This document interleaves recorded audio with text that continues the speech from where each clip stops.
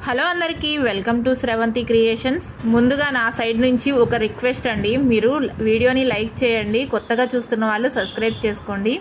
Bread rasmalai sweet అయితే చేస్తున్నాను. దీనికోసం బ్రెడ్ తీసుకుని ఇలా సైడ్స్ అన్ని తీసేసి చిన్న చిన్న ముక్కలుగా కట్ చేసుకోండి. దీనికోసం ఒక 1/2 లీటర్ పాలు గిన్నెలోకి తీసుకుని మీరు ఎంత స్వీట్ తింటారో దానికి తగ్గట్టుగానే చక్కెర తీసుకోండి. మళ్ళీ ఇంకొక బౌల్లో 2 టేబుల్ స్పూన్ కస్టర్డ్ పౌడర్ తీసుకుని దానిలో కొంచెం పాలు వేసి ఉండలు కట్టకుండా కలిపి పక్కన పెట్టుకోవాలి. ఈ స్వీట్ రెడీ చేసే ప్రాసెస్ మొత్తం షార్ట్ వీడియోలో పెడదాం అనుకున్నాను, కానీ లెంత్ ఎక్కువైపోతుంది. వీడియో ఫాస్ట్గా మూవ్ అవుతుంది, మీకు అర్థం కాదు, అందుకే లాంగ్ వీడియో అయితే చేస్తున్నాను. ఇలా ఉండలు లేకుండా కలిపి పక్కన పెట్టుకోవాలి. మరుగుతున్న పాలను ఇలా తిప్పుకుంటూ ఉండాలి. ఎక్కువసేపు ఏం మరగవసరం లేదు, జస్ట్ పొంగు వస్తే చాలు. అది మరుగుతున్నప్పుడే ఇలాచీ పౌడర్ కూడా యాడ్ చేసుకోవాలి. ఇప్పుడు దీనిలోకి కస్టర్డ్ పౌడర్ కలుపుకున్న మిల్క్ ఉంది కదా, అది కూడా యాడ్ చేసుకోవాలి. వెంటనే ఇలా థిక్గా అయితే రెడీ అయిపోతుంది. మళ్ళీ చెప్తున్నాను, మీకు స్వీట్ ఎక్కువ తినేవాళ్ళు కొంచెం ఎక్కువ వేసుకోండి, లేకపోతే తగ్గించి వేసుకోండి, అది మీ ఇష్టం.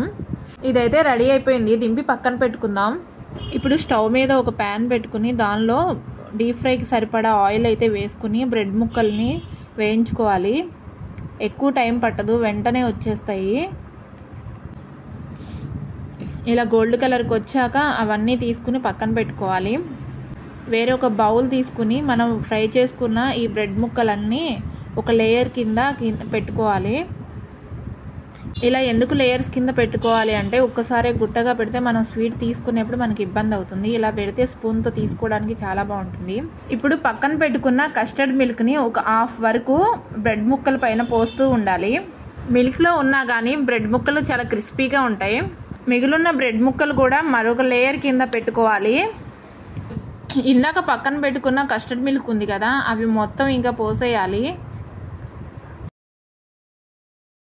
ఇలా ఫుల్గా పోసేసిన తర్వాత దీనిపైన కాజు బాదం చిన్న చిన్న పీసులుగా కట్ చేసుకుని దానిపైన గార్నిష్ చేయాలి. అవి నానిపోతాయి కాబట్టి బాదం చాలా బాగుంటాయి. ఇప్పుడు సూపర్ టేస్టీగా ఉండే బ్రెడ్ రస్మలై అయితే రెడీ అయిపోయింది. ఇలా చూస్తుంటేనే నోరూరిపోతుంది. ఇప్పుడు ఇలాగే తినేయకూడదు, కాసేపు దీన్ని ఫ్రిడ్జ్లో పెట్టుకోవాలి కూల్ అయ్యేంత వరకు. నేనైతే ఒక 4 అవర్స్ దాకా ఉంచాను ఫ్రిడ్జ్లోనే ఈ స్వీట్ని అయితే.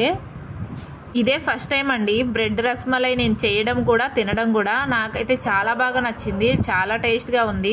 ఇప్పుడు సమ్మర్ కాబట్టి పిల్లలకి కానీ ఎవరైనా ఇంట్లో గెస్ట్లు వచ్చినా ఇది చేసి పెడితే వాళ్ళు చాలా హ్యాపీగా ఫీల్ అవుతారు. ఇదైతే తప్పకుండా ట్రై చేయండి. వీడియోని లైక్ చేయడం మర్చిపోకండి, సబ్స్క్రైబ్ చేసుకోండి.